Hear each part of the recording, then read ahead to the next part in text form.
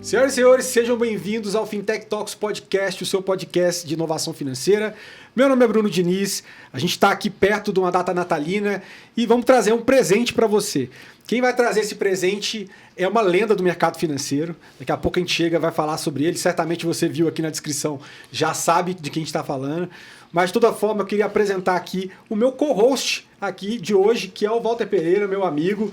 O Walter Pereira, ele é economista, ele também é fundador da Boyce Data e também fundador da W Fintechs, que é uma newsletter que eu recomendo vocês assinarem para quem não assina ainda, né? E também o Walter é um ávido consumidor também de biografias do mercado financeiro, né? Que inclusive reviu e viu muitas das entrevistas que foram dadas desse nosso convidado, leu bastante a respeito, então vai ser muito legal poder contar contigo nesse papo. Se você não se inscreveu ainda, se inscreva no canal, não deixe, já chega dando like, que eu tenho certeza que você vai gostar do episódio de hoje, que a gente vai fazer um papo bastante interessante no encontro de gerações aqui, né, que eu sou de uma geração no mercado financeiro, o Walter é de uma geração mais recente, e esse cara aqui é um dos arquitetos do mercado financeiro que a gente vivencia hoje, mercado de capitais, e também viabilizou muitas das inovações que a gente vê aí.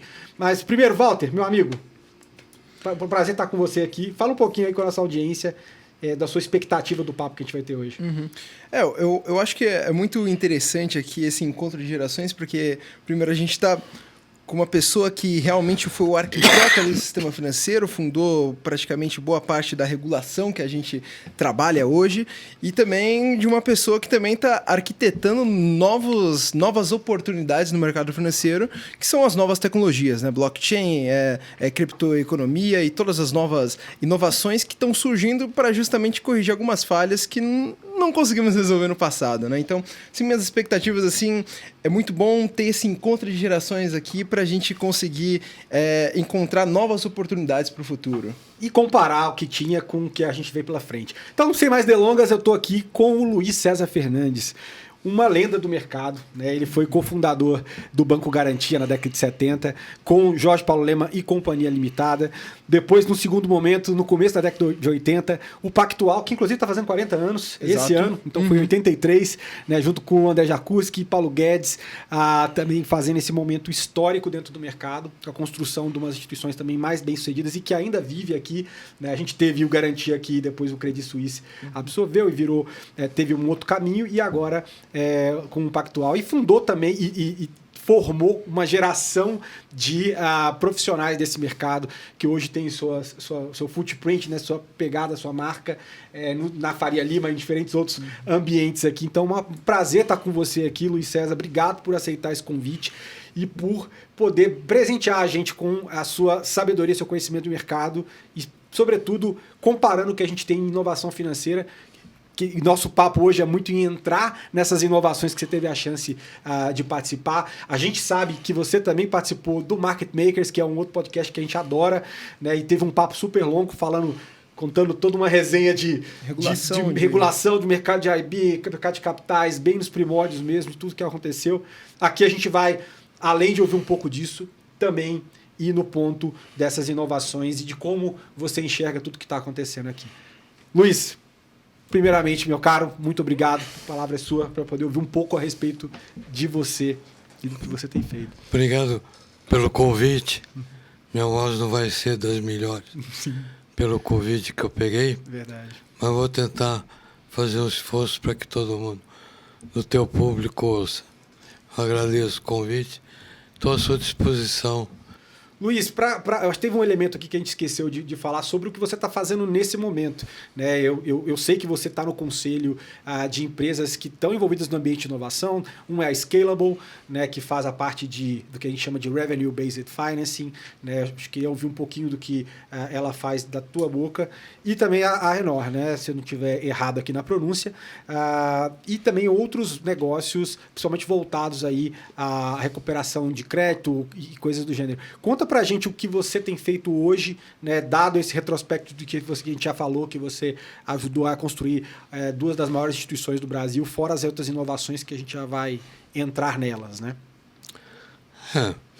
A Renor, ela está olhando a oportunidade do mercado criado pelas criptomoedas. que a gente tende a olhar a criptomoeda só como uma cripto. Mas, na realidade, o que ela fez foi abrir o mercado global. Então, hoje, você pode acessar globalmente em segundos. Então, a cripto abriu o mercado de mais de 40 milhões de pessoas online a cada segundo. Sim. Então não se sabe nem quantos estão plugados ao longo de um dia. Sim. Então nós estamos aproveitando essa dinâmica e tentando trazer dívida para as empresas brasileiras. Nós temos uma empresa em El Salvador e então El Salvador consegue crédito aqui, pega as garantias necessárias, vai no mercado, no blockchain de cripto, pega o mercado de cripto e distribui esses créditos. A vantagem disso é que você tem uma dinâmica completamente diferente dos mercados regulados. Uma debênture, por exemplo, no Brasil, você leva 180 a 200 dias, no mínimo, para fazer uma emissão. Nos mercados europeus, é quase um ano. E no mercado americano, 90 a 120 dias. Então tem uma barreira de tempo para vencer. No caso da cripto, é segundos. Você está acessando milhares de computadores, milhares de investidores. Além disso, você tem a possibilidade de fracionar. Então, por exemplo, é muito comum aqui no Brasil, você ter alguns fundos que têm cota mínima, 10 mil, 100 mil, 50 mil reais. Então, no cripto, você pode fazer uma emissão de 1 para 1. Quer dizer, uma empresa toma 100 milhões de dólares e tem um token de uma unidade. Então, eu posso comprar 10 mil tokens, 100 mil tokens, mas posso comprar um token. Então, esse mercado, eu acho que vai crescer muito. Tem muito pouca gente fazendo isso hoje no mundo. Acho que o Brasil está tendo essa vantagem por ter construído um mercado recente, quer dizer, os anos 80, 70, 80. Nós temos a cabeça mais liberal do que a maioria dos países. Então nós estamos conseguindo avançar até mais do que os mercados. Os órgãos reguladores estão desesperados, tentando caçar todas as criptos, tentando caçar blockchain, tentando caçar o token. Mas eu acho muito difícil, eles vão acabar se convencendo que não dá para fazer regulação a nível global. Então, o Senhor da Guerra está escrito lá, se você não pode com o inimigo, junte-se a ele. Exatamente. Então, o que os governos tinham que fazer, os órgãos reguladores, é se juntar a ele. Que foi a mesma coisa que aconteceu no mercado de capitais no Brasil. Quer dizer, quando nós começamos esse mercado, final dos anos 60, você comprava um título por 50, na mesma hora você vendia por 70, 80, 90. Tinha uma simetria grande ainda. Porque você tinha uma simetria de informação. Exato. Agora é o contrário. Agora você tem excesso de informação. Sim. Então, o excesso de informação é tão ruim quanto... E cria a simetria do mesmo jeito. Exato. Porque a velocidade da informação é tão grande que você não consegue captar todas as informações. Então, de novo, você tem que ter aquele espírito do passado, que era uma presença de espírito muito forte. Quer dizer, a lógica imperava nas operações. aqui nós estamos indo para o mesmo caminho. Então, esse canal criado pelas criptos, então vai vir dívida, vai vir ações, vai vir tudo nesse mercado. Quer dizer, é difícil você convencer um investidor em país longínquo, desde o Katmandu, a Groenlândia, é difícil ainda de se convencer. Mas é a mesma que nós passamos no passado. Você falava em título do Tesouro, todo mundo falou, não, o Tesouro não paga. Então, mas mesmo assim vencemos e criamos hoje esse mercado enorme, que é o mercado brasileiro. E é um dos mais sofisticados. Sim. E na área de cripto e token e blockchain, o Brasil também está na dianteira. Então nós temos uma chance enorme de distribuir produtos dentro dessa rede. A SEC americana já liberou alguns mercados para cripto. Então, regulou já alguns mercados. Então, ele está começando a assumirem que não dá para regular. Então, os grandes players estão entrando, quase todos os grandes fundos mundiais já estão entrando, os grandes bancos americanos e europeus também. Então, é um caminho inevitável. E eu acho que é o bom desse mercado, que inversamente o que aconteceu nos mercados atuais, que gerou um excesso de regulação. Tanto aqui como na Europa, Estados Unidos e Ásia também. Então isso vai ser mais difícil de haver excesso de regulação. E provavelmente vai ser autorregulação. Porque não dá para você regular todos os países do mesmo jeito. Então, eu acho que a distribuição de produtos via blockchain e token vai dominar uma grande parte das transações de mercado de capitais no mundo. Um grande contraste da velocidade com que você vivenciou naquele mercado nos seus primórdios, né? E interessante, a Enora, inclusive, do meu amigo Rodrigo Mendes, que também está aí, um grande abraço para ele, aproveitou também da situação de se estabelecer num mercado como é o Salvador, pelo menos regulatoriamente mais favorável, né? E aí a gente consegue ver de fato um impulsionamento nessa direção a partir de uma jurisdição amigável. O Brasil também está caminhando nesse sentido até mais rápido que os Estados Unidos, né? Como você mencionou. Mas tem alguma coisa que eu sei que até falando na época eu falei com o Rodrigo, de tokenização também de títulos de produtos agrícolas, né? De grãos. O primeiro produto que a gente está indo é com produtos agrícolas. Sim. Então, entre aspas, disputar o mercado com Chicago. Então, nós estamos começando com soja, depois vamos para outros produtos. No início, nós estamos fazendo safra a safra, quer dizer, só pegar a safra do ano que vem, mas provavelmente no futuro, o que vai acontecer? Você vai conseguir financiar longo prazo os produtores brasileiros, porque você vai comprar safra do produtor brasileiro para 2030, 2040. Hoje, a agricultura brasileira sofre as oscilações de taxa de juros, oscilação do produto, mão do governo. Então está sujeito a chuvas e trovoadas, ou não chuva. Mas, de qualquer forma, eles não têm financiamento de longo prazo. O longo prazo é muito pequeno.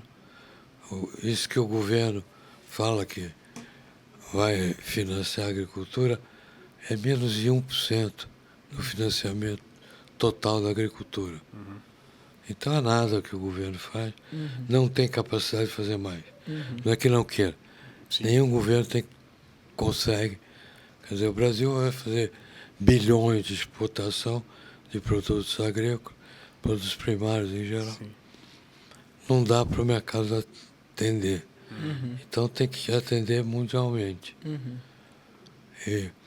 Então o que vai acontecer, a meu ver, é que o regulador vai falar, bom, vamos tentar convencer de sair um mercado autorregulado. E já tem algumas entidades já se preocupando com a identificação do investidor, ou do comprador, ou do vendedor. Então já está tendo já alguma preocupação para que esse mercado cresça. Também não pode ser terra de ninguém. Sim. Tem que ter um mínimo. Eu prefiro a autorregulação. Quer dizer, a regulação estatal, ela quer punir 5% de bandido. Então faz uma legislação para esses 5% e pune os 95% que não são bandidos. Exatamente. Então, isso vai acontecer sempre. O órgão regulador está sempre querendo caçar o bandido. Sim. Só que ele atrapalha o mercado. Você vê que nos anos 70, nós fizemos o lançamento da primeira debênture do Brasil. Agora que o mercado deslanchou. Quer dizer, pouquinho tempo depois. Quase um BTG depois. Mais do que o mais do que um BTG. Isso era 72, 73. Isso foi no Garantia, né? No Garantia. Aham. Uma debênture da Xerox. Olha aí. Então, nós tentamos ali já fazer mercado. Mas por falta de regulação, ninguém quis entrar no mercado. Foi difícil vender a ideia. E só agora está se materializando. 2021 começou algum movimento. 22 deslanchou. 23 está espetacular. Óbvio que é ainda uma titica do que pode ser. Mas é milhões de vezes o que era nos anos 70. Mesmo proporcional. Então nós estamos indo bem. Mas eu acho que o mercado ainda não entendeu a possibilidade do token. O que o token pode fazer. E a blockchain, blockchain também.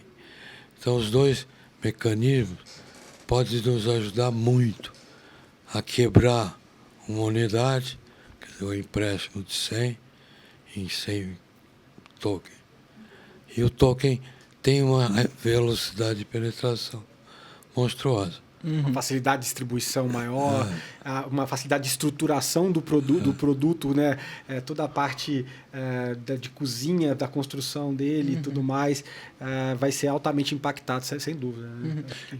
Aproveitando esse contexto, né, de falta de regulação, de excesso de regulação, de criação de regulação e tudo mais, eu acho bem interessante, né, toda a sua jornada, porque você começou ali num velho oeste do mercado financeiro, digamos assim, e aí o regulador ele foi percebendo a necessidade ali de regular algumas coisas, porque, como você mesmo disse, o excesso de regulação é ruim, mas a falta de regulação também, às vezes, gera uma certa ineficiência ali de alocação de recursos e tudo mais, né?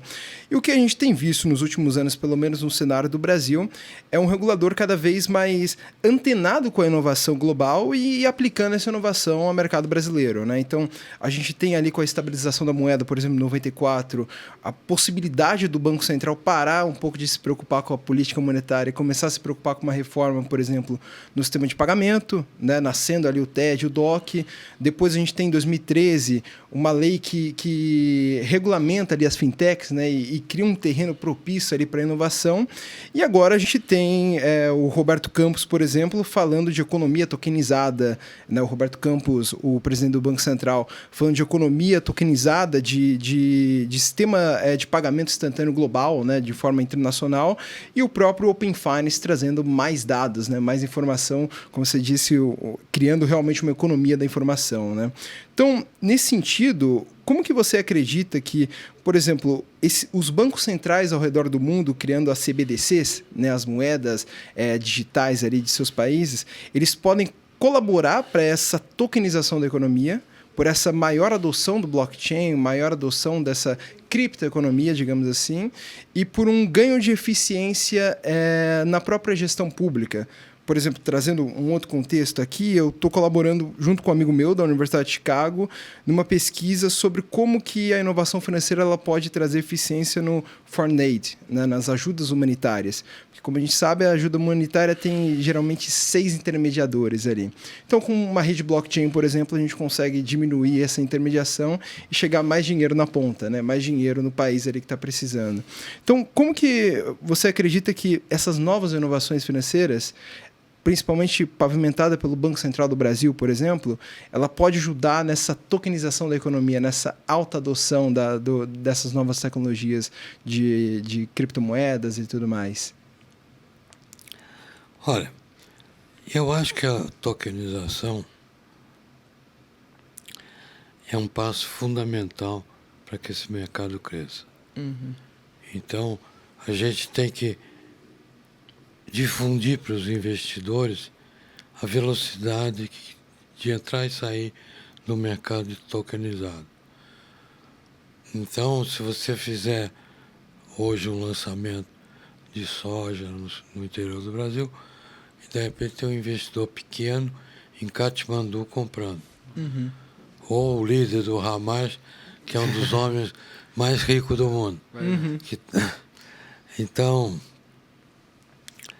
ou um ou outro, você pode estar contra ou a favor do Hamas, mas é um investidor para nós, tá certo? O único investidor que a gente quer evitar um pouco é o droga, e eu, filosoficamente, também não gosto de financiar guerra. Mas são os 2 mercados mundiais que mais crescem. Então, o órgão regulador já está avançando em alguma coisa no sentido de droga, quer dizer, no livro está lá escrito, junte-se a ele. Então, hoje já tem a cocaína já discutindo a entrada em alguns mercados, liberar alguns mercados, como já aconteceu com a maconha. A maconha já está avançando, era recreativo, agora, se for só para você, né? Tá virando criou uma indústria. Portugal está numa liderança inacreditável na cultura para cannabis, ou seja lá o que for, mas de qualquer forma a indústria está crescendo.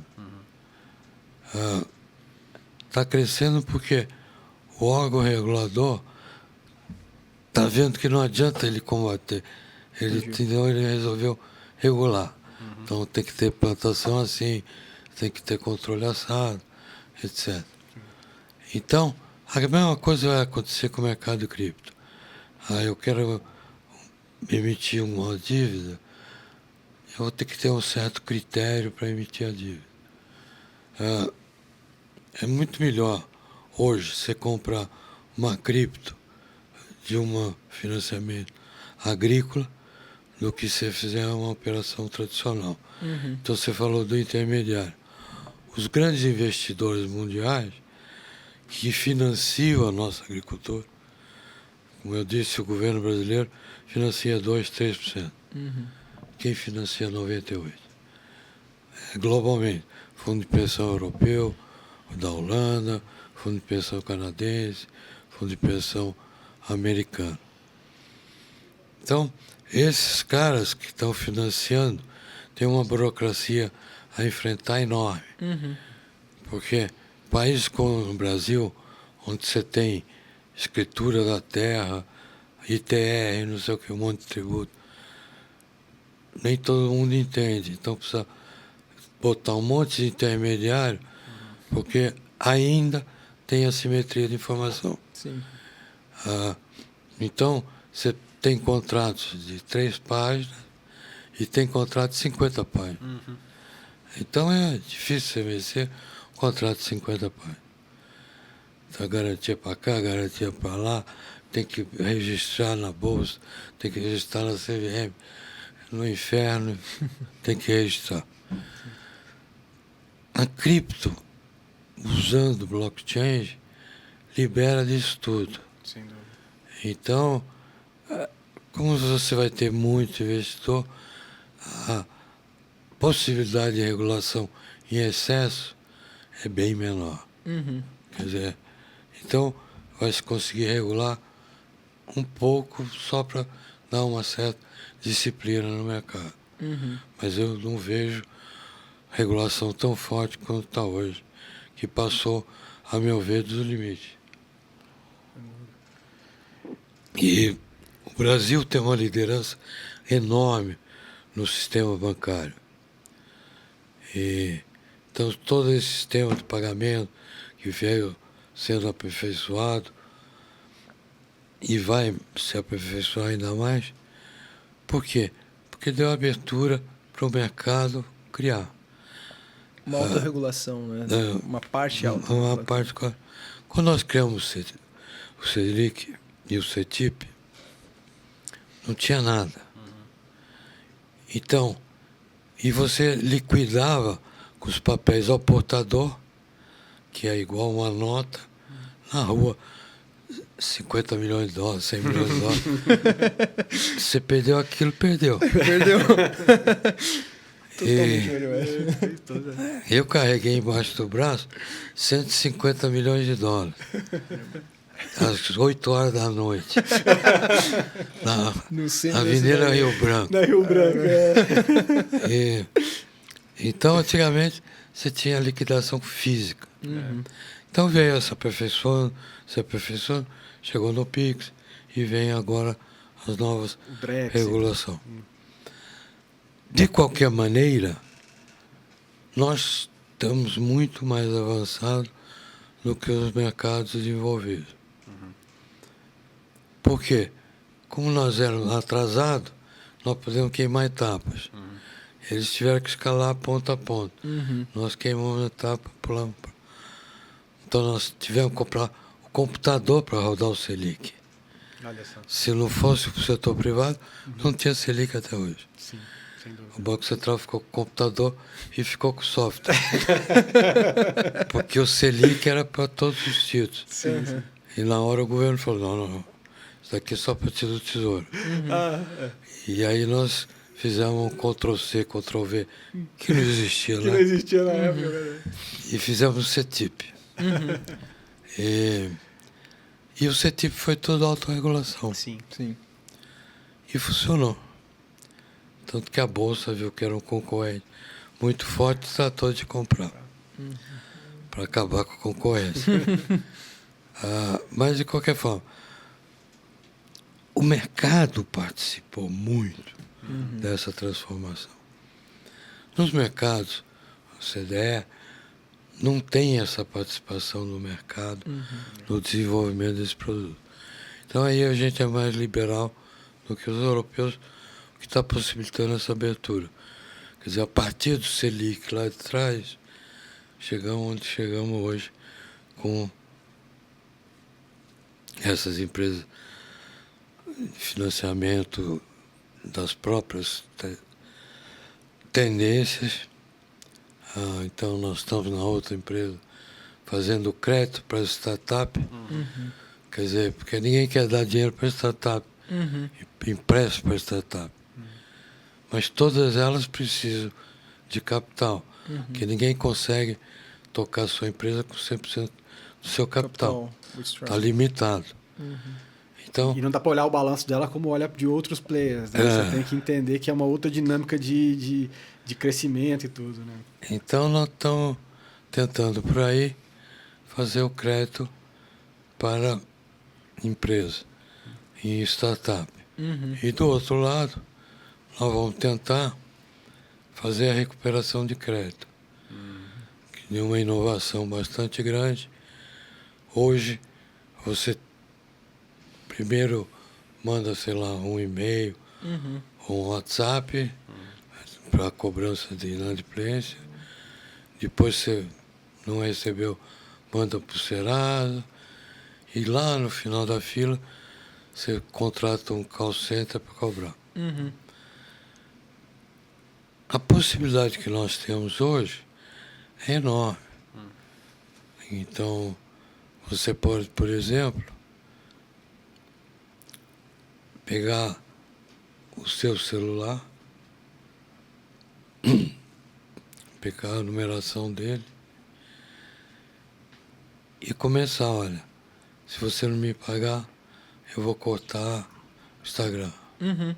Se você não, vou cortar X, se não for X, vou te cortar o WhatsApp.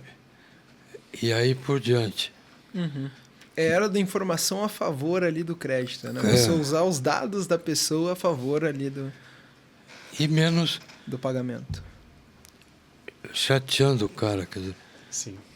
se a gente bloquear o Instagram de 90% da população brasileira, você vai ter uma greve geral, né? O pessoal não faz. Mas você vai só no inadimplente. E assim sucessivamente. Então, nós estamos tentando pensar em criar um mercado para que o inadimplente tenha mais facilidade de comunicação com o credor. Não esperar 3, 6, 1 ano para se comunicar com o credor, ou ter esse programa que o governo fez agora, Se enrola. que desenrola para consertar o endividamento das famílias. O que não está convertendo em consumo. Porque a teoria era, vamos aliviar a dívida de todo mundo volta a consumir. Só que gato escaldado tem medo de água fria. Então, o consumo vai vir muito lento, muito devagar. E o Pix exige menos capital. Porque eu difundo na economia como um todo o pagamento à vista. Então, isso está quebrando um pouco o monopólio das instituições financeiras. As transações são mais rápidas, as transações são de pessoas para pessoas, o que anteriormente não tinha. Ou era o agiota, ou era banco. Sim. Acabou. Agora não. Agora cada um cria a sua fintech, pode financiar quem quiser. E eu, com Pix, posso prestar dinheiro para você, receber de você. Então, esse mecanismo joga a favor da população. É evidente que nós não vamos acabar com a miséria. Isso que você mencionou, que nós vamos chegar mais rápido aonde deve chegar, não é verdade. Porque os intermediários vivem disso. Então, assim como a gente está criando mecanismos para desenvolver os mercados, eles estão criando um mecanismo para intermediar esses recursos. Então, eles criam sempre uma inovação. Era os países pobres, era para, sei lá, para alimentação, enfim. Eram vários programas sociais. No fundo, o que estava financiando, no fundo, era a guerra. Então, os grandes financiados da guerra fizeram grandes fortunas. Alguns não conseguiram aproveitar mais, perderam tão cedo, como no caso no Líbano, depois veio o Iraque, e etc. Então esses caras não estão preocupados se a ponta está morrendo de fome ou não. Eles estão preocupados com si próprios. Manter o poder. Eles estão desintermediando exatamente os fluxos de dinheiro para o setor. Então, assim como a gente quer fazer um capital ingênuo, eles querem fazer um capital para a guerra, para a fome, etc. Então, eles são os maiores financiadores da fome. Eles não estão interessados em que a fome acabe. Quando tiver fome, eu vou intermediar. Você vê o Hamas, o cara está lá em Catar, comandando o Hamas, tem uma fortuna estimada em 8 a 10 bilhões de dólares. E o povo está morrendo lá em Gaza. É complicado. Né? Quer dizer, mas eles estão fazendo isso. Eles vivem de ganhar dinheiro nessa situação. Na miséria, né? Na custa da miséria humana no fim do dia. Então, isso não vai acabar. Sim. essa sua ilusão.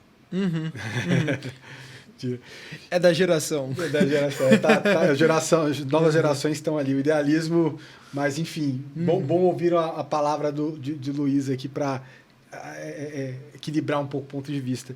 E Luiz, eu queria. Você falou de algumas inovações que você se envolveu diretamente, né? Por CETIP, a Selic, igual a questão da adquire computador, você vai para o Banco Central, enfim, isso é o detalhe da informação que a gente não tem. Mas eu queria saber se tiveram quais outras inovações que você teve contato, né, ou você mesmo participou do desenvolvimento. Teve algumas que a gente já ouviu, né? Até a questão do banco múltiplo também, que seria outra. Mas quais outras que você entendeu naquele contexto de evolução de mercado que foram viradas de chave importantes, assim como a gente vê... Teve coisa que não deu certo. Sim. Então, no final dos anos 2000, eu achava que o mercado wireless ia desenvolver. Mas como banco, eu pensava, não, tem que ser um sistema muito seguro. Então, comprei tecnologia para wireless, não Wi-Fi. Era uma tecnologia randômica. Sim. Então, cada milhar de segundo, ela mudava de faixa. Então, não dava para entrar. Isso como investimento do pessoal. pessoal. Ah, sim. Isso foi começo de 2000. Final de 2000, final de 98 Começo de 2000. até 2000. Sim. Então, eu escolhi a tecnologia errada. Porque quando veio um negócio mais livre, que é o Wi-Fi, matou. Então, eu fui o primeiro a botar wireless na Rocinha, no Rio de Janeiro. Olha só. Então, eu queria mostrar que funcionava. Então, nós irradiamos toda a Rocinha. E fizemos também a primeira cidade digital no estado do Rio, Caramba. que foi Piraí, uma cidade 100% digital, em 2002. E o prefeito ganhou tanta fama com isso que virou governador. Ah, É, qual foi esse? é o Pezão. Foi o O Pezão? Pezão? Caramba. Olha aí. Então nós fizemos Piraí, que ele era prefeito, uma cidade 100% wireless. Que coisa, cara. No anos 2002, por aí. E começamos também o mercado de voz sobre IP. Ah, de VoIP, né? Então a primeira empresa de VoIP no Brasil fomos nós que fizemos ali no início do ano 2000 com o Rodrigo Mendes. Sim, sim. Então nós fizemos o VoIP, que era uma tecnologia que superava o problema que nós tínhamos de cabo metálico para as comunicações. Exato. Então isso evoluiu, saímos da central eletromecânica, que vocês não têm noção do que era. No Garantia, nós tínhamos mais ou menos 250 metros quadrados só para abrigar a central telefônica. Caramba. De uma entidade. Quer dizer, imagine hoje. Então nós fizemos... hoje em dia... Mas nós fizemos o primeiro central telefônica digital. Em cima de VoIP, né? Em cima de VoIP. Já nos anos 2002, por aí. Óbvio que nós não fomos bem-sucedidos, porque as inconvenientes chegaram com a tecnologia. Essa tecnologia avançou muito. Chegamos aí no 3G, 5G, 7G, sei lá onde vai. Mas, de qualquer forma, nasceu um pouco desse movimento. E esse pioneirismo custou muito para todo mundo. Poucos foram os bem-sucedidos. Sim. A maioria ficou no meio do caminho, como eu, que não deu em nada. Eu acho que um pouco porque nós chegamos muito cedo. É o timing, né? Então, nós chegamos muito cedo no mercado e com a tecnologia errada. Mas, de qualquer forma, eu já participo desse mercado de tecnologia há algum tempo. Desde o final dos anos 2000, eu venho tentando vários empreendimentos nesse setor. Porque eu achava que era o futuro. Está escrito aí nos livros, vários livros mencionam isso. No Garantia, nós estávamos decidindo se comprar o desktop ou se íamos para o mainframe. Ninguém quis ir para o desktop.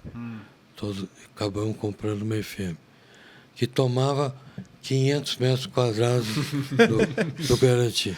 Então, nós tínhamos 250 de telefonia e 500. Então, era um andar inteiro só disso. Então, evoluiu, fizemos o eletrônico, enfim. Então, eu participei bastante disso. Nenhuma das minhas empresas teve sucesso. A Tarro foi pioneira. E entramos no mercado desregulado. Quer dizer, nós tínhamos numeração, tudo, igualzinho a incumbente, mas faziam VoIP. Sim. Hoje a incumbente são 100% VoIP. Exato. Elas brigaram contra o VoIP. E elas hoje... Mas ali é a evolução natural do mercado, né? Em termos de custo, não tinha como para onde ir, que fosse diferente, né, Luiz? E Luiz, falando um pouco disso, né? E é interessante ver essas outras empreitadas, as incursões suas, fora só da seara finanças hard, né? E também dessas outras infraestrutura, né? Apostou em algumas infraestruturas tecnológicas, né? Mas voltando um pouco para o mercado financeiro, né? Que a gente... Só abrindo uma parte. Eu participei do teste B no computador da HP. Primeiro computador da HP, que ele chamava de microcomputador. Sim. Tinha 2 metros de altura e 1 metro de largura. Era o micro comparado com o mainframe, né? Então, só fazer essa parte. Desculpe. Não, ótimo. Me dá um contexto aqui. Mostra a evolução, né, da tecnologia. Disso, né? Para quem está ouvindo a gente aqui, vendo, informação do detalhe de coisas que a gente... Eles tinham acabado de sair da Texas Instruments, porque não acreditaram nas máquinas. E fundaram, então, a HP. E no mercado financeiro veio a HP 80, depois veio a 12. Ninguém mais sabe fazer conta. Mas antigamente era na Facite, de manivela. E hoje ninguém sabe fazer conta. Ninguém sabe fazer, tá tudo... Você conversa aqui, ele te dá a resposta. Com o chat GPT, então agora... Virou outra coisa. E a generativa... Que é a ponta do iceberg, Sim, né? exato. Que é monstruoso que tem de software no mundo. Antigamente, você for fazer um site, você demorava 6 meses, era uma guerra. Agora tem um site que você 10 minutos monta. Não, você dá o comando para o chat GPT, ele monta para você. Não, baseado em 3 desenho. minutos. Você desenha como você quer as telas, ele monta lá. Exato. Enfim. Desculpa, te interrompi de novo. Não, tranquilo. E é isso que a gente quer. A gente quer ouvir desses detalhes dessa jornada do mercado e do que você vivenciou. Mas a gente teve essa era de ouro aí, né, do mercado, esse velho oeste, a gente pode chamar de uma forma ou de outra, mas obviamente que setou as bases do que a gente vê hoje, né? E tinha naquele tempo, como você mesmo explicou, assimetrias absurdas, né? Do tipo, você comprava 50, já vendia por 70 e tudo mais. Com o tempo, né, e com as coisas dos pingos nos is, autorregulação, regulação, esse mercado, essas assimetrias foram minguando, né? E aí a gente começa a ver aumentaram muito os competidores, a arena de competitivo ficou muito maior, né? E aí a gente viu uma equalizada nesse mercado. Como é que você enxerga e qual a leitura comparativa que você faz dos dias atuais para isso e também em termos de oportunidade, né? Porque a gente está num mercado cada vez mais digital, instantâneo e baseado em dados, né? Quando é que a gente consegue, onde você vê aquela oportunidade, né, das porradas aí num cenário bem diferente daquele que você vivenciou? Olha, a assimetria que existia lá é igual à assimetria que você tem hoje com excesso de informação. Então, o excesso de informação está criando assimetria. Por quê? Eu leio um estudo dos 20 que eu recebo. Você lê um estudo dos 20 que você recebe. Sim. E eles sucessivamente. Como não são coincidentes, você acaba desinformado. Sim. Entendeu? Ou você escolhe a pior fonte ali, que é o paradoxo da escolha, né? Então não tem jeito. Quer dizer, hoje a simetria é tão grande. Agora, o que mudou não é isso. O que mudou são os volumes. Então, que antigamente você tinha 1, 2 compradores, hoje tem milhares. Então, os spreads entre compra e venda viraram desse tamanho. Mas o volume é tão monstruoso. Quer dizer, eu não conheço ninguém que lê as 20 agências, empresas de research e dos próprios instituições financeiras. Sim. Eu não consigo ler todos. Então, pego no mercado de cripto, ainda hoje, a maioria dos operadores acredita que estão em Marte. Que as Bitcoin da vida, as cripto, enfim, da vida, não tem nada a ver com o mercado financeiro. Quando existe um grande engano. Quem comanda, até hoje, inclusive a cripto e todos os mercados, é o traje americano de 10 anos. Então, se você comparar o movimento das cripto com o movimento da taxa de 10 anos do traje, você vai ver que elas se movem junto. Então, o que é isso? Excesso de informação. Porque você acha que, não, eu sei tudo de cripto. Cripto é um pedaço. Entendeu? Sim. E ele esquece, diz, o mercado financeiro não é comigo, cripto é outro mercado. Como se estivesse em Marte. É conectado. Né? Quer dizer, então, o pessoal de cripto não entendeu até hoje que cripto é consequência da taxa de juros americana. O que os governos tinham que fazer é adotar a cripto qualquer mundial. Porque aí você não fica sujeito às condições do país. Então agora está se discutindo se a dívida americana está no ponto máximo, não está, se vale a pena continuar investindo no Tesouro Americano, etc. Isso faz com que o dólar suba. Então, se eu estou dolarizado no meu país, eu vou acompanhar um problema político dos Estados Unidos. Exato. Entendeu? Não é real, é político. Porque depois da pandemia e a guerra da Ucrânia, subiu como é que se diz? O nível, né? Então, o endividamento antigamente de um país, 70%, todo mundo falava, vai explodir. Hoje, qualquer europeu está 170, 150. E como o sarrafo subiu, está todo mundo... E agora, será que os Estados Unidos ultrapassou o razoável?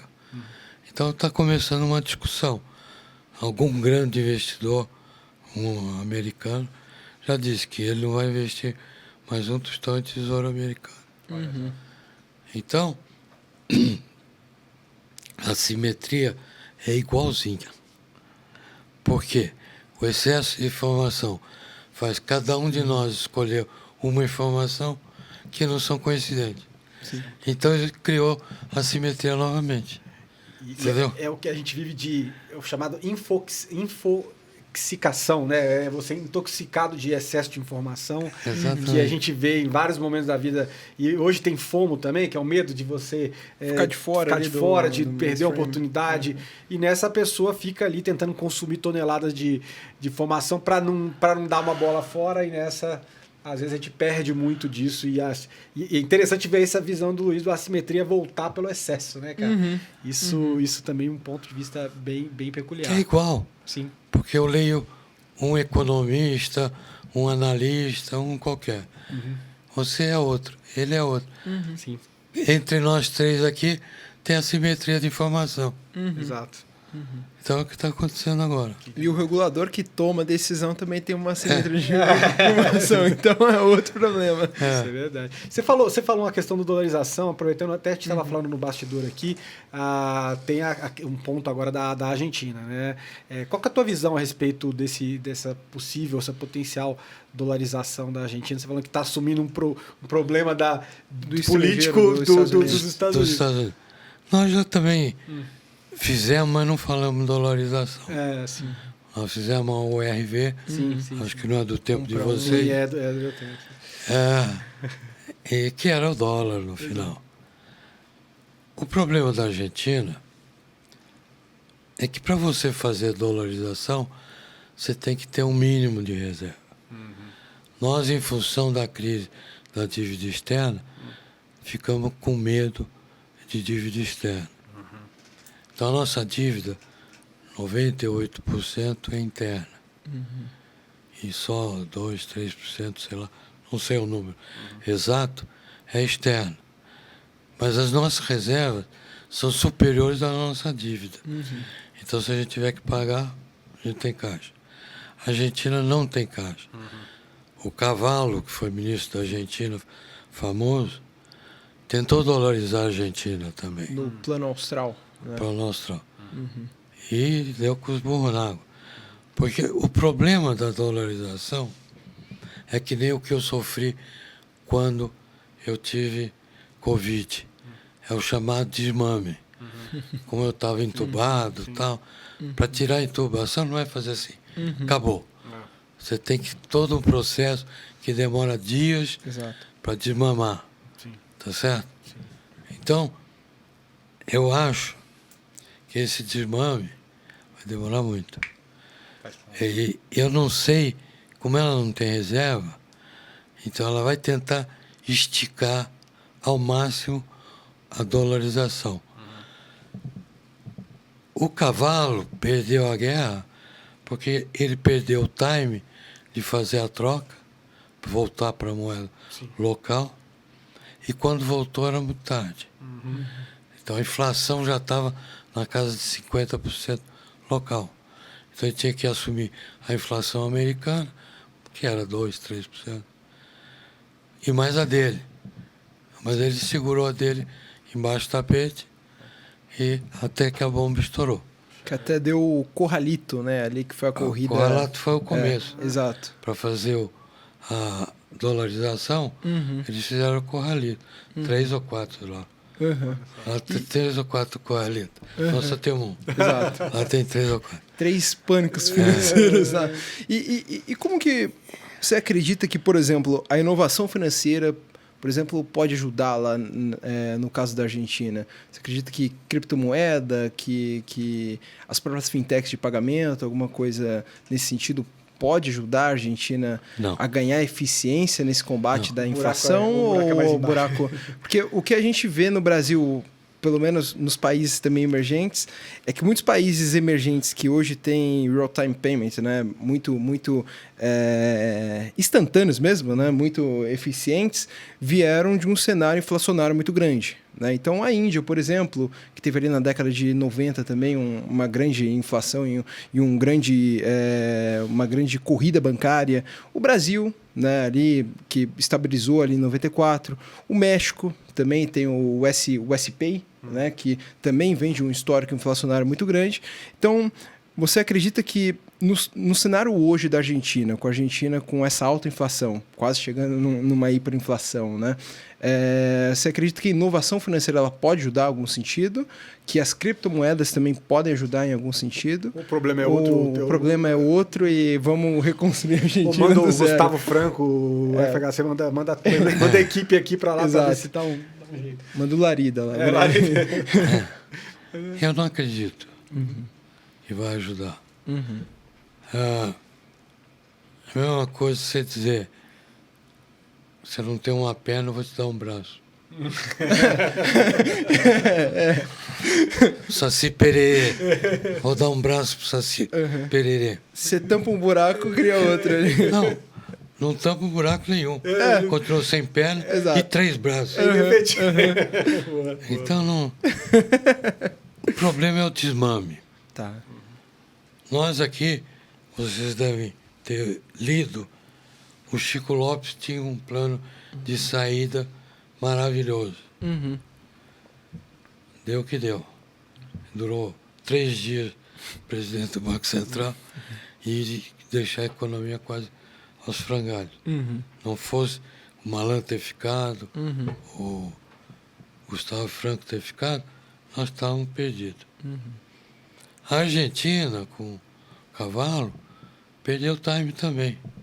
Ele voltou muito tarde. Uhum.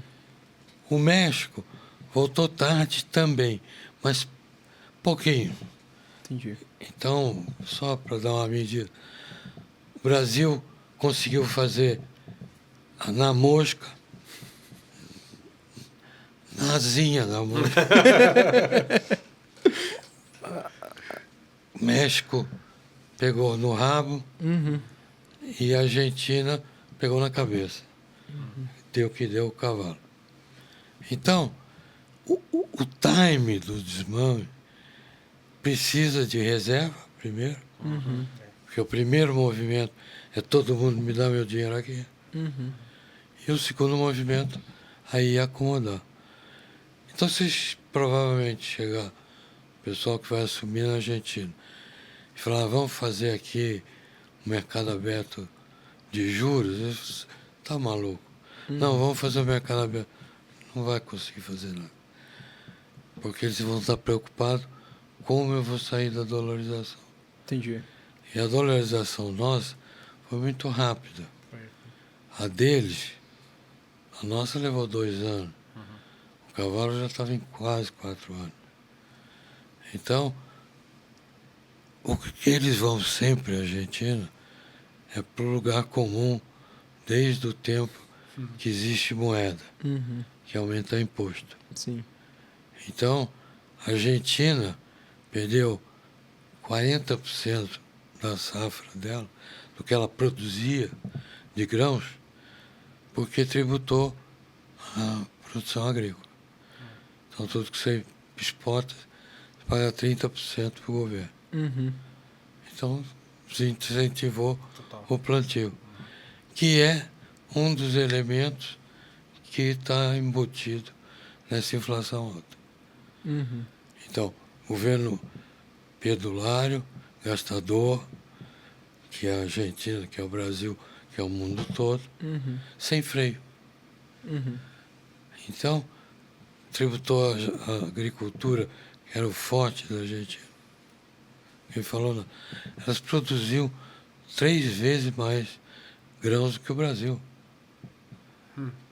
Hoje ela não produz nem 10% Nem 10%. que o Brasil produz. Nós vencemos tecnologia com a Embrapa, que Embrapa. foi Uhum. uma empresa fantástica. Eles não têm Embrapa lá. Uhum. Lá ele tem regime fiscal. Me dá mais dinheiro aqui. Imposto, imposto. Isso desestimula. Então ele tem 2 problemas quando tiver o desmame. É o time de fazer o desmame, porque ele não pode ficar a vida toda preso. Ah, Equador tem. Quantos habitantes tem o Equador?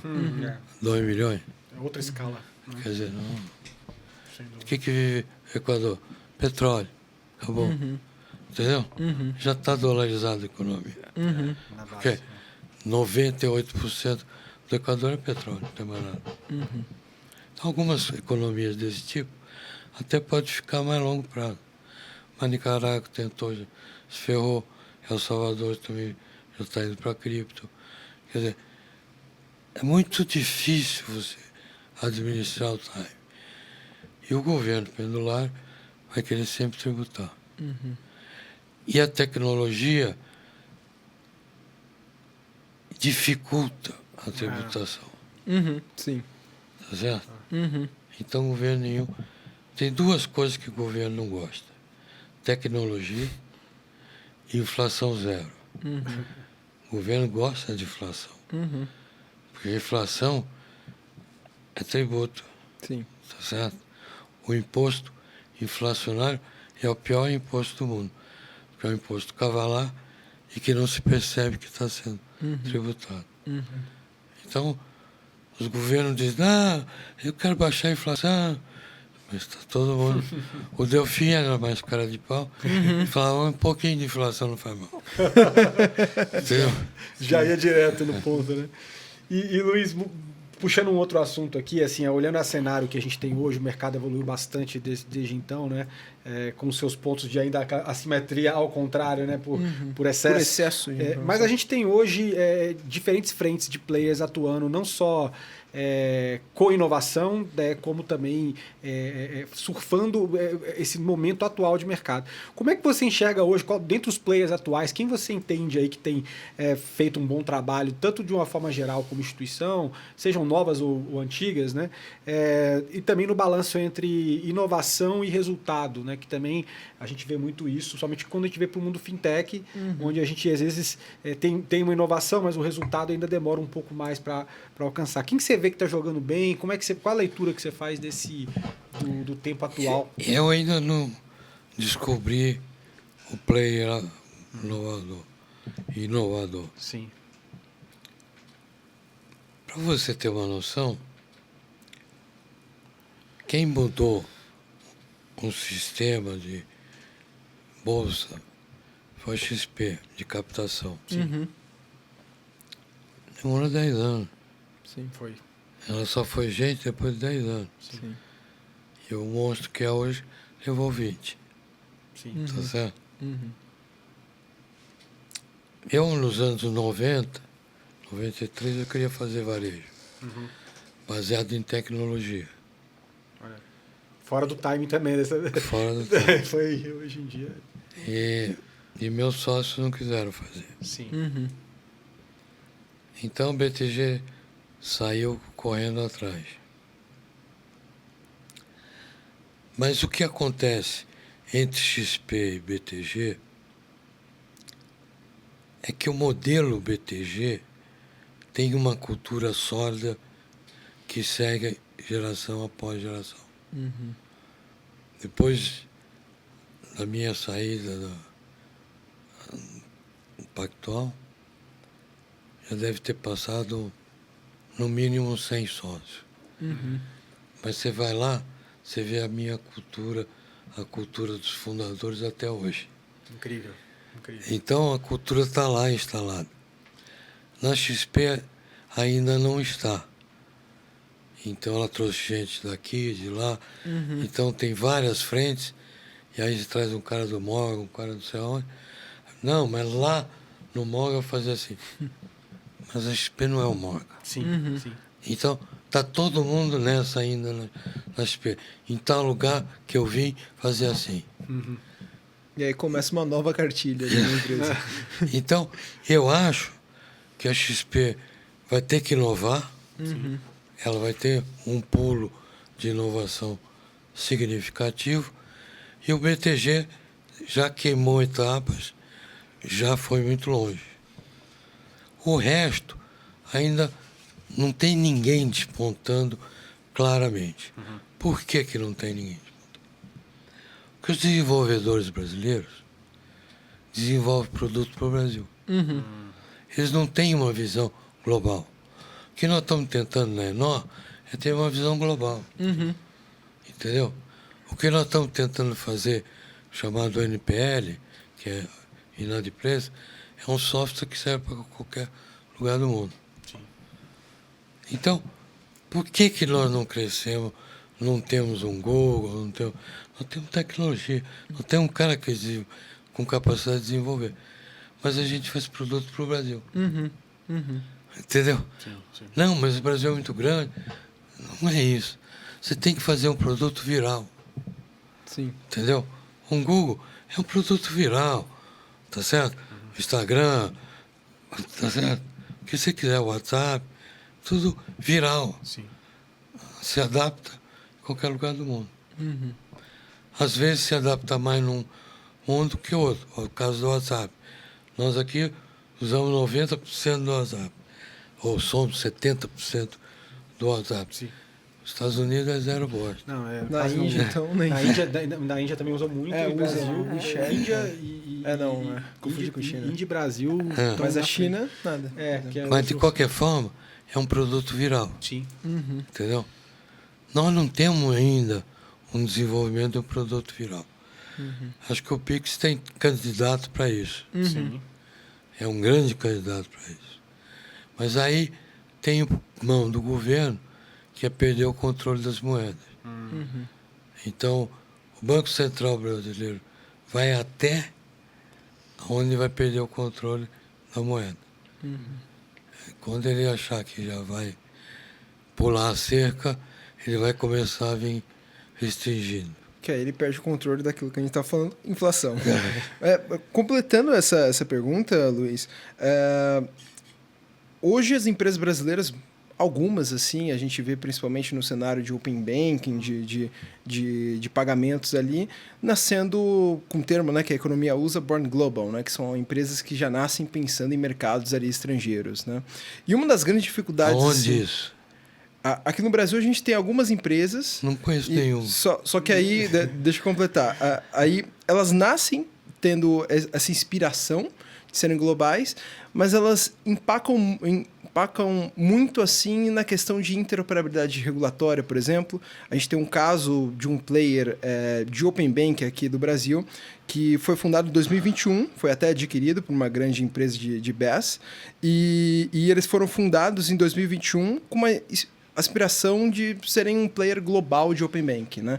Então, tem uma certa interoperabilidade com a regulação do Reino Unido, que era pioneira, né, até então na regulação de Open Bank, tem uma interoperabilidade com a regulação americana e tudo mais. E eles empacaram muito nessa questão de falta de interoperabilidade regulatória, né? A regulação americana não é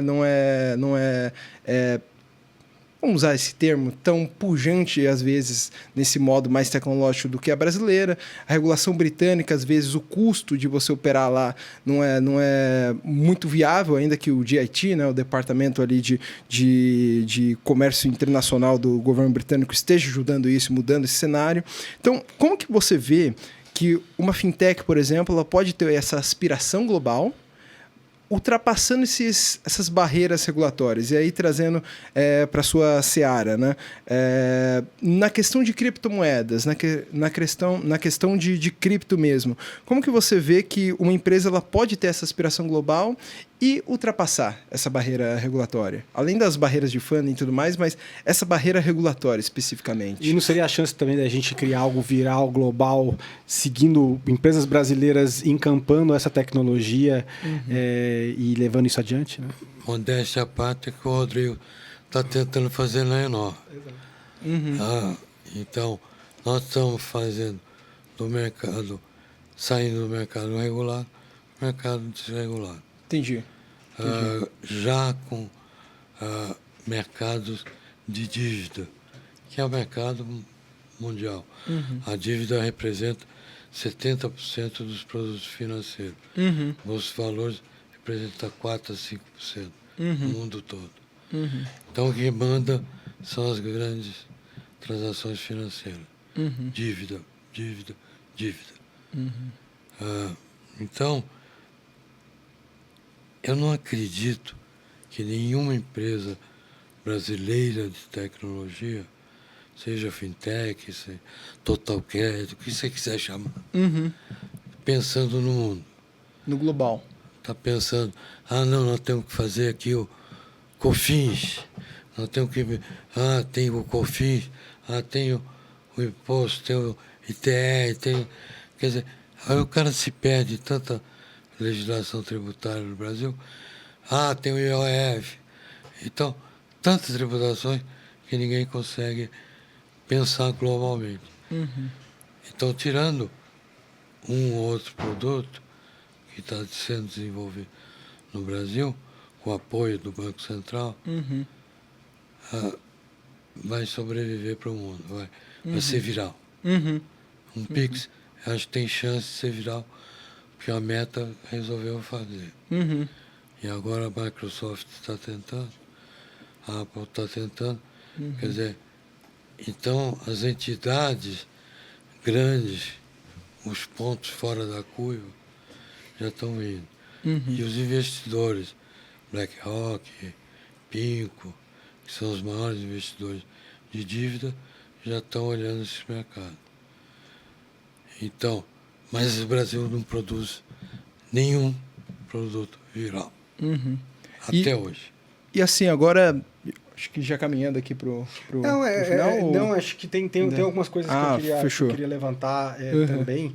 Mas acho que esse ponto é importante da gente pensar, até mesmo falando de inovação financeira de uma forma ampla, que é essa mudança de mentalidade. A gente teve recentemente um caso de uma fintech brasileira chamada Pismo, que pensou numa expansão global, foi adquirida pela Visa, né? Então ela teve toda essa trajetória. E o que diferenciou ela, inclusive, por quanto foi adquirido, foi esse um pensamento bi, global, né? Um bi de dólar e tal, foi dela ter pensado global. Mas são poucos casos aí, a gente não tem tantos casos. Não, mas ela não é diferente. Não, sobre viralização eu concordo, mas pensar global é um negócio que a gente ainda está amadurecendo aqui. Nós não temos cultura. Concordo. E essa cultura... Você fala o inglês. Quantos anos que o inglês faz comércio? Sim. Entendeu? Tem 500 anos. Exato. Quanto é que os fenícios faziam comércio? sim. Tá certo? Então, nós não temos essa cultura. Então a gente, por mais tecnologia que a gente tem, o sistema bancário brasileiro é o mais moderno do mundo. Não conseguimos exportar nada. O sistema eleitoral nosso é o mais moderno do mundo. Os Estados Unidos votam em papel. A Argentina também. Tá certo? Aqui do nosso lado. Nem para o vizinho nós conseguimos vender. Entendeu? Sim. Então, porque a nossa visão não é global. Exato. Entendeu? Então, o sistema nosso eleitoral não prevê você ter mais do que 3 categorias de voto. Então nós temos que fazer a eleição de 2 em 2 anos, porque a tecnologia não cabe para 50 candidatos. Nos Estados Unidos tem eleição em alguns estados que você está votando para 50, para o juiz da comarca, para o delegado da comarca, entendeu? Para o chefe do hospital da comarca, para o chefe dos colégios. Quer dizer, então tem uma enormidade de voto que você vai fazer. Aí não cabe na nossa. Então, ela podia ser viral. Concordo. Mas não é por quê? Porque nós prendemos ao nosso conceito. Então, todo produto que a gente inventa está baseado no nosso produto. Qual o problema do Pix ser mundial? Que não tem a transação de câmbio. Entendeu? Sim. Não, você só pode mandar $5.000. Você só pode plantar, se for levar, $10.000. Então, o Pix, como é que eu pago um americano com o Pix? Eu não tenho conversão do dinheiro. Entendeu? Eu não sou autorizado a converter. Então, só uma casa de câmbio, aí já começou a complicar. Entendeu? Então, você tem que descomplicar o Pix para ser mundial. Sim. Como você tem que complicar a eleição, as urnas eletrônicas. Isso tudo tá.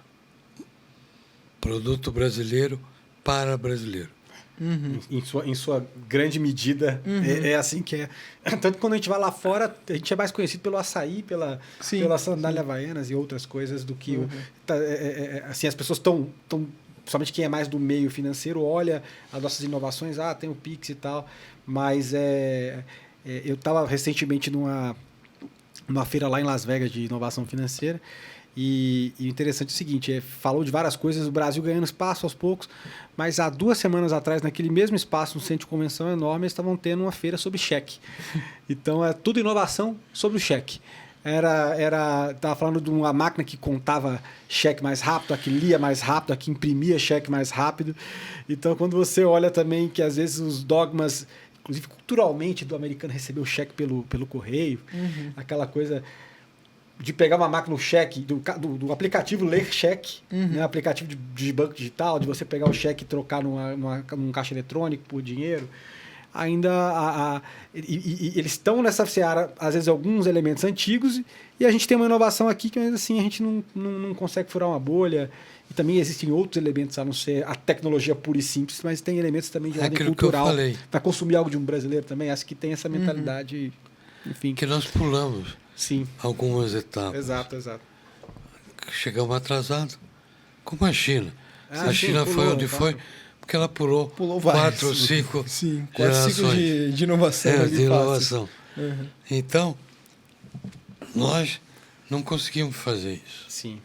Porque não pensamos globalmente. O chinês vai fabricar uma coisa, fala disso, o americano compra, o europeu compra, o latino compra, então vamos fazer. Se só serve chinês, não tem ninguém fazendo. Entendeu? Então, só por um exemplo, não é muito verdadeiro. Se você fosse na China, antes daquele que foi para os Estados Unidos, ficou lá um ano e tal, foi o grande cara na China, esqueci o nome dele. É o Jack Ma, né, do Alibaba, né?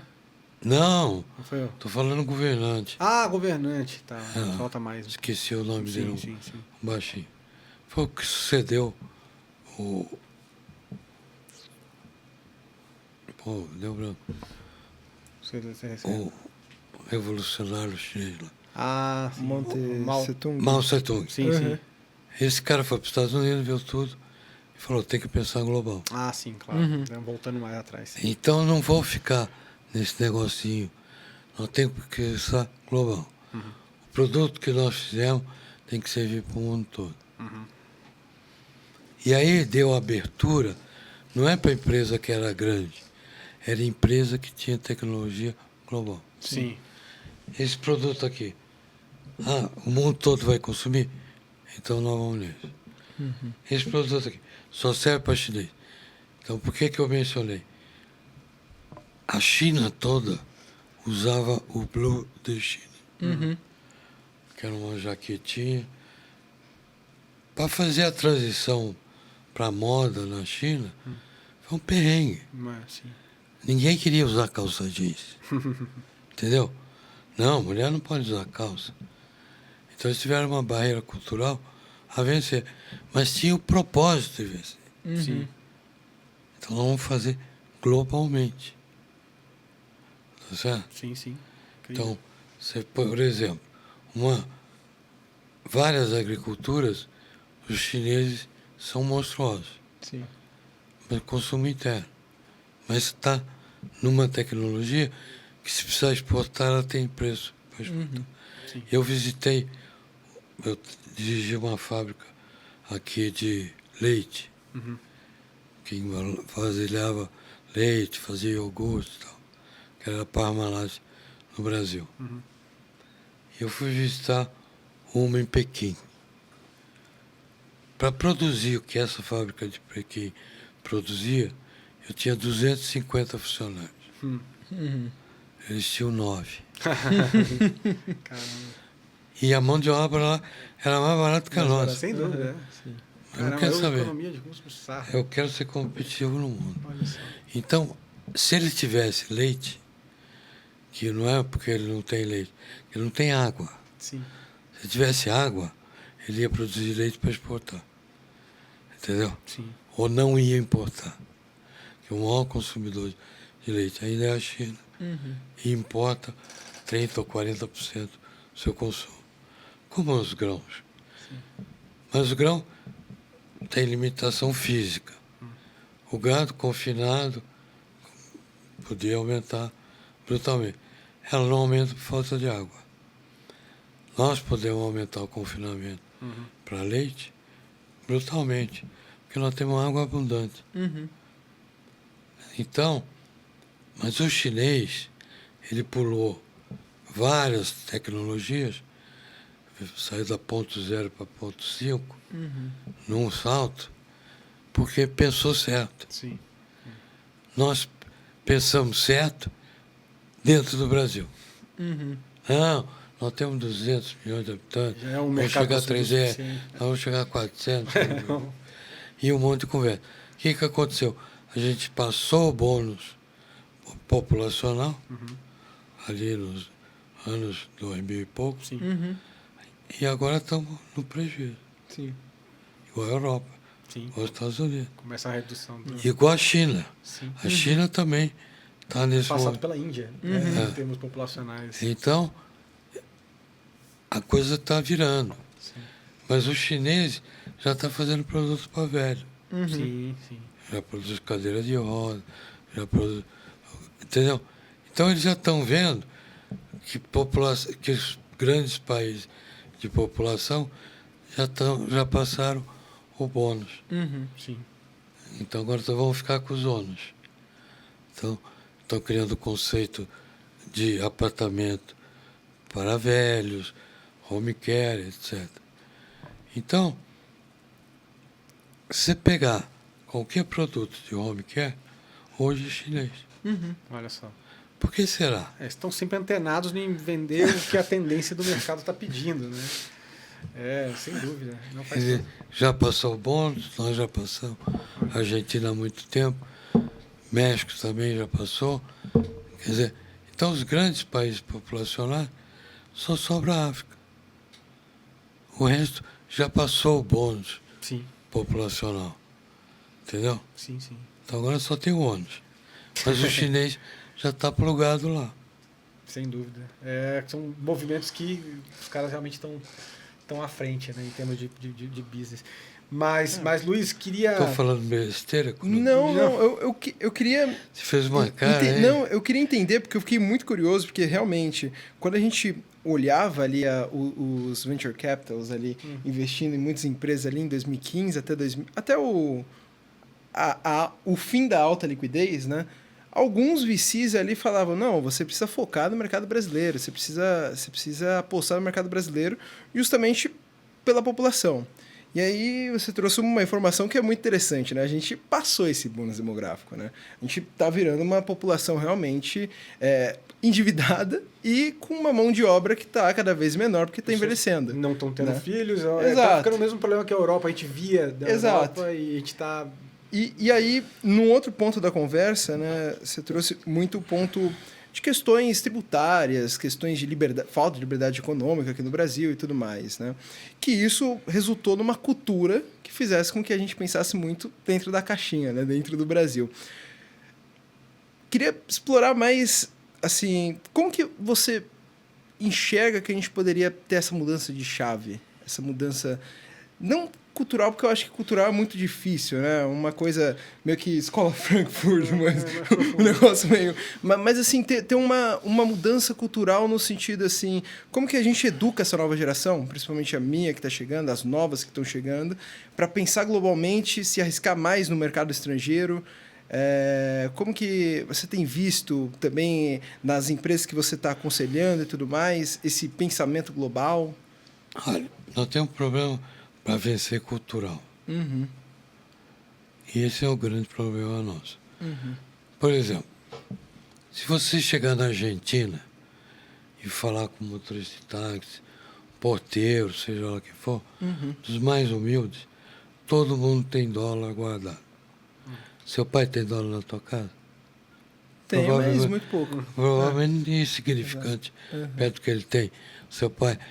Meu pai nunca quis mexer com dólar. Exato. E aqui no Brasil sempre teve uma pecha de você ter dólar guardado, uma coisa meio que, né, quase que criminosa, um doleiro, a palavra já meio conotação negativa também, de quem lida com... Então a nossa cultura, doleiro, né? a nossa cultura é muito mais de imobilizar do que ficar líquido. Então, o brasileiro líquido quebra, porque ele gasta tudo mal. Não é só o governo, não. O povo também. Então, o brasileiro trocava telefone todo ano. 70% trocava celular todo ano. Até 2021.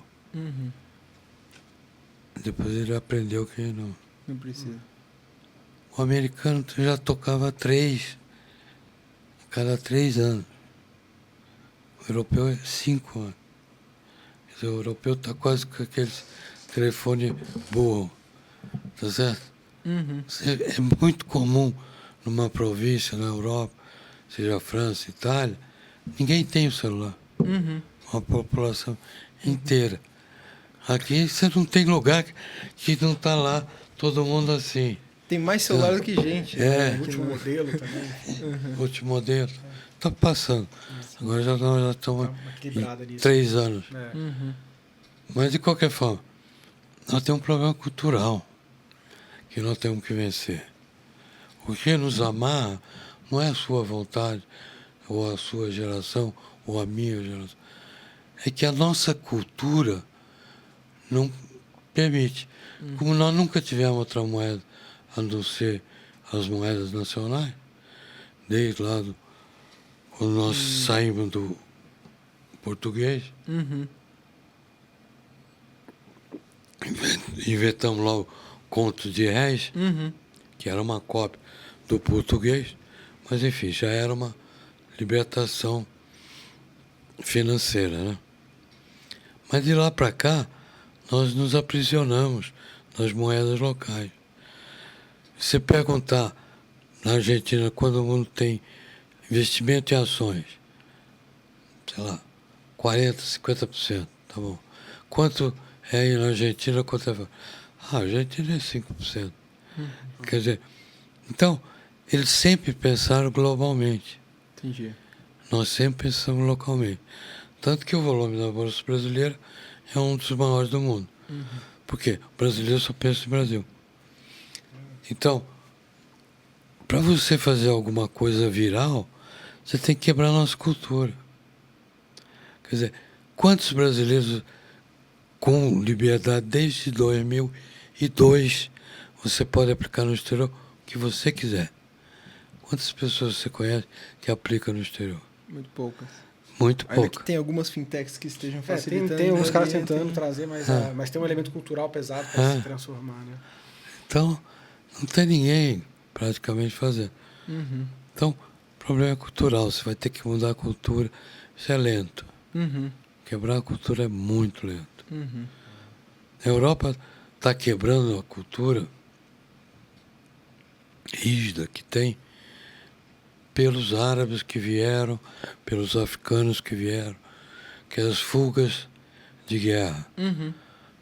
E essa pessoal está obrigando a Europa a mudar, assim como os Estados Unidos.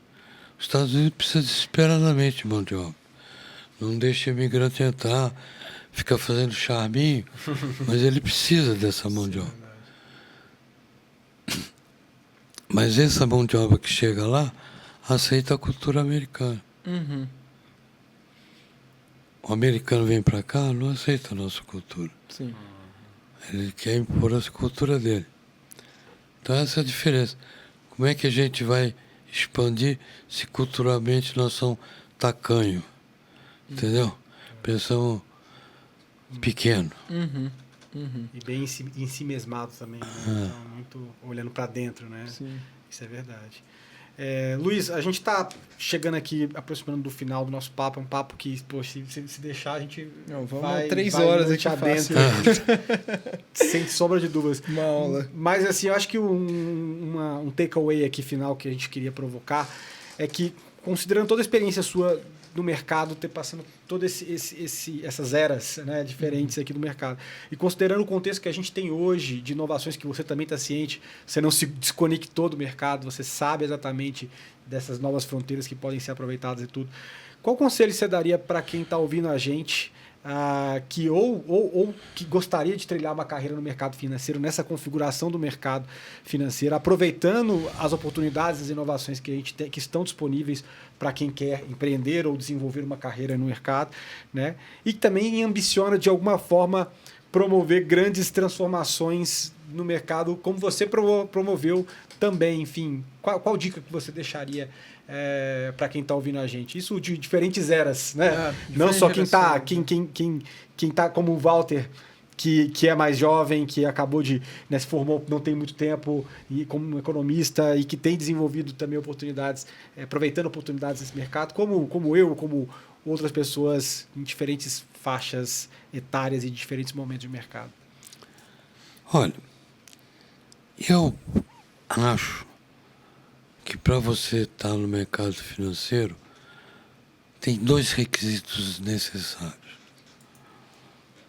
Que não foi de hoje, foi de sempre. A vida inteira da história humana. Se você não tiver um pensamento lógico, você não vai para lugar nenhum. E para você ter um pensamento lógico, você tem que entrar a fundo, não em economistas, imbecis que tem um monte, ou economistas brilhantes.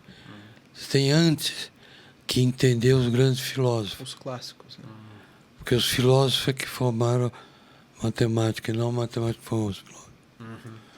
Então, para mim, se você não tiver uma capacidade de raciocinar velozmente, e você só consegue fazer isso quando você tem uma formação lógica muito forte, então é isso que eu recomendo.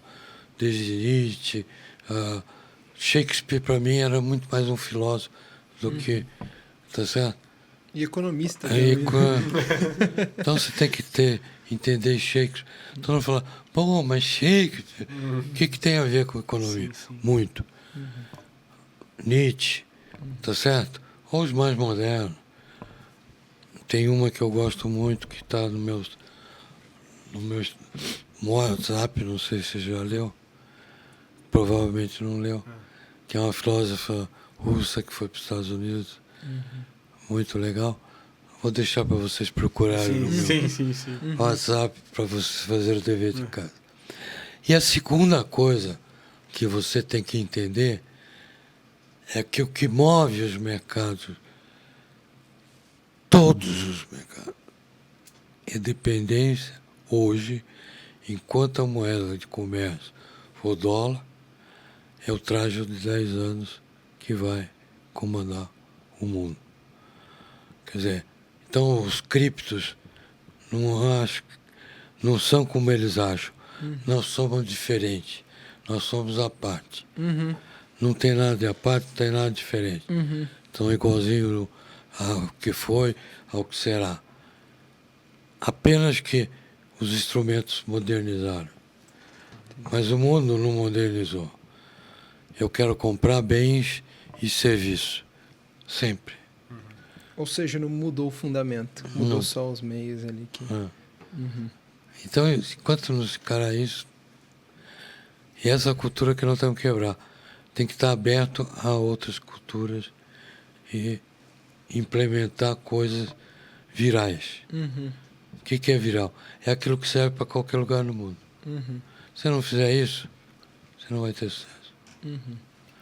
Você pega aí a Pepsi, abriu uma lojinha, hoje é um monstro aí. Mas você está pensando no Brasil. Sim. Quando ela sair fora, vai quebrar a cara. Como aconteceu com a Natura. A Natura era uma potência. Começou a querer ir para fora, comprou a Avon, se ferrou. Já tem que vender ativo. Porque, também. entendeu? Porque nós não sabemos fazer isso. Entendeu? Não sabemos ir para fora. Para nada. Não é só tecnologia. Natura é fruto disso. O único que conseguiu, um dos únicos que conseguiu ir para fora, JBS, que é muito mais global do que o brasileiro. Marfrig também. Ainda é meio a meio, né? A Marfrig ainda está bem atrás. Ainda era metade brasileiro. E agora resolveu comprar a BR Foods. BR Foods, quer dizer, vai ser mais brasileiro. Então, o JBS se conformou em ficar com Ceal e vamos em frente. Está lá começando com essa Swift, e a Sadia também está tentando fazer. Eu achava que ia dar errado. Errei essa visão. Está dando super certo. O resto tudo fez coisa para brasileiro. Entendeu? Uma Gerdau, ela tem um teor de ferro carbono, de construção civil, diferente da Europa, diferente dos Estados Unidos. Nós não fabricamos vigas metálicas no Brasil, Como é que você quer competir nos Estados Unidos, que só constrói com vigas metálicas? Entendeu? Mas a gente até hoje, a gente sabe, a gente vê filme, a gente sabe que é com vigas metálicas. Por que não fizemos? É muito mais fácil, muito mais racional. Nós temos minério de ferro, podíamos estar fazendo. É cultural. Nós conseguimos fazer casas de tijolo. Desde sempre, com essa cultura. Cultural. O Marcos Lisboa, ele fala, né, que nós não somos pobres à toa. É trabalho de profissional. Mas é isso mesmo. É isso mesmo. Então, se você não tiver um pouco de raciocínio lógico, eu pego uma operação que tem fluxo de 20 anos e te digo assim, não olhar a taxa daquilo. E erro na segunda casa decimal. Entendeu? Sem fazer conta. Mas se aquilo assim, aquele outro assado, portanto isso é isso. Entendeu? Nós não temos esse raciocínio provocado pelas faculdades, pelas escolas. Entendeu? O máximo que a escola faz no primário é te colocar em fila com a mão no ombro. Entendeu? Você sabe por que você bota a mão no ombro? Para manter a distância? Hã?